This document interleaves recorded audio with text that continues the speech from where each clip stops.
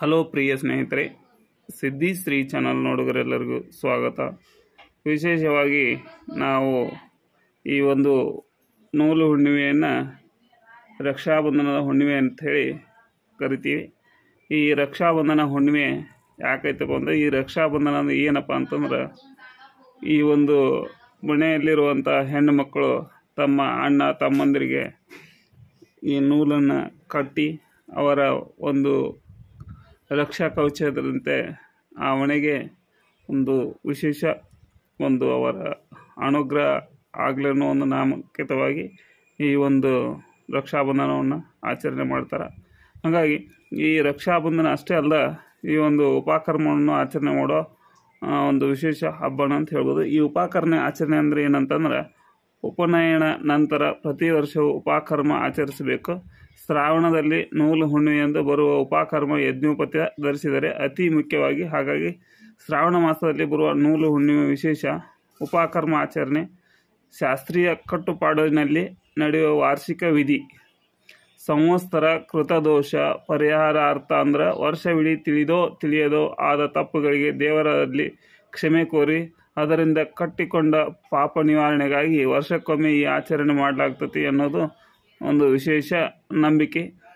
ವಿಶೇಷವಾಗಿ ಈ ಒಂದು ನೂಲು ಹುಣ್ಣಿಮೆ ದಿನ ಎಲ್ಲರೂ ಕೊರಳಲ್ಲಿ ಜನಿವಾರವನ್ನು ಹೊಸ ಜನಿವಾರವನ್ನು ಧರಿಸ್ತಾರೆ.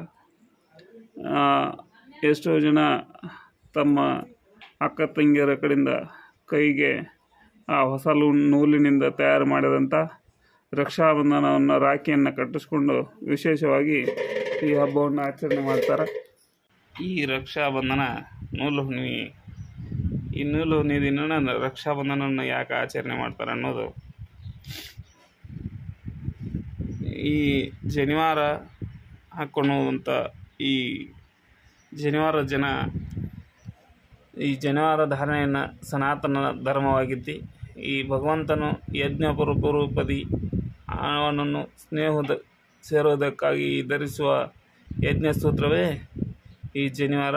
ಇದಕ್ಕೆ ಯಜ್ಞೋಪತ್ಯ ವೀತ ಅಂತ ಅಥವಾ ಜನಿವಾರ ಅಂತ ಕರೀತಾರೆ.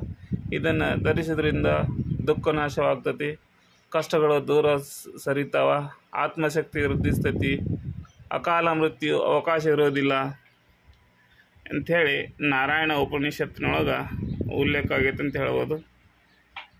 ಯಜ್ಞೋಪವಿತಂ ಪರಮಂ ಪವಿತ್ರಂ ಪ್ರಜಾಪತೇರ್ತ್ಯ ಸಹಜಂ ಪುರಸ್ತಾತ್ ಆಯುಸ್ಮಗ್ರಂ ಪ್ರತಿಮುಂಚ ಶುಭ್ರ ಯಜ್ಞೋಪವಿತಂ ಬಲಮಸ್ತು ತೇಜ.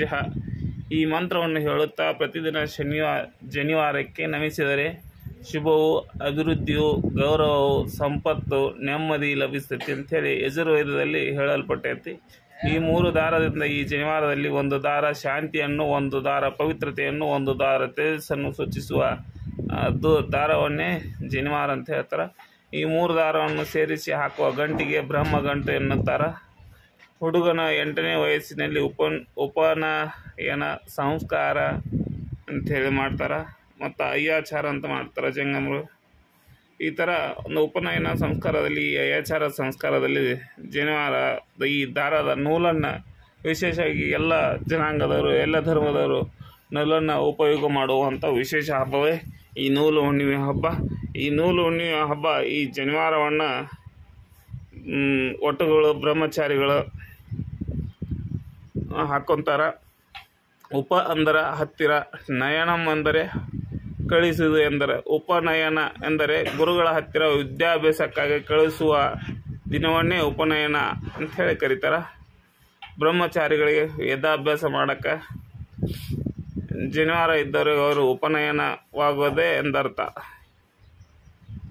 ಈ ದಿನ ಯಾರು ಏನನ್ನು ಧರಿಸಬೇಕಂತಂದ್ರೆ, ಬ್ರಾಹ್ಮಣರು, ಕ್ಷತ್ರಿಯರು, ವೈಶ್ಯ, ವಿಶ್ವಕರ್ಮ, ದೇವಾಂಗ ಜಾತಿಯವರು ತಪ್ಪದೇ ಈ ದಿನ ಹೊಸ ಜನಿವಾರ ತೊಡಲೇಬೇಕು.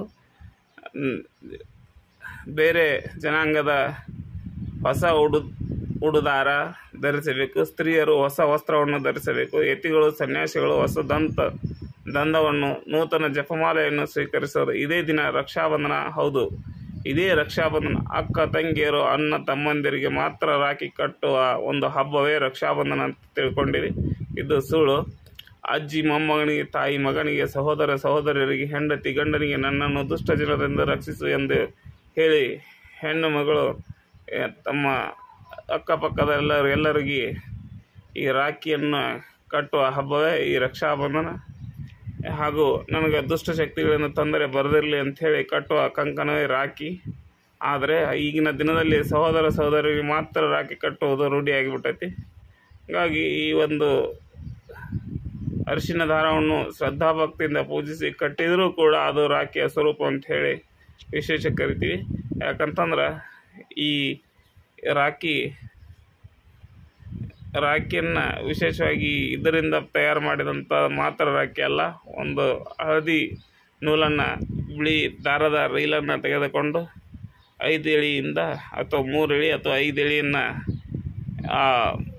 ನಮ್ಮ ಕೈಗೆ ಬರುವಷ್ಟು ಕಟ್ ಮಾಡಿ ತಗೊಂಡು ಅದಕ್ಕೆ ಅರಿಶಿನ ಕುಂಕುಮದಿಂದ ಪೂಜಿಸಿ ಮಾನಸಿಕವಾಗಿ ಅವರವರ ಇಚ್ಛೆಗನುಗುಣವಾಗಿ ಅವರ ಮನಸ್ಸಿನಗನುಗುಣವಾಗಿ ಆ ಸಂಕಲ್ಪವನ್ನು ಮಾಡಿಕೊಂಡು ಆ ದಾರವನ್ನು ಅವರ ಕೈಗೆ ಕಟ್ಟುವುದರಿಂದ ಸರ್ವ ಸುಭದ್ರತೆ ಅವರಿಗೆ ಆಗ್ತೈತೆ ಅನ್ನೋ ಒಂದು ನಂಬಿಕೆ ಮೇಲೆ ಈ ರಕ್ಷಾಬಂಧನ ದಾರವನ್ನು ಆ ಒಂದು ಕೈಗೆ ಕಟ್ಟೋದ್ರಿಂದ ಅದು ಒಂದು ರೀತಿ ರಕ್ಷಾ ಕವಚದಂತೆ ಕೆಲಸ ಮಾಡ್ತೈತಿ.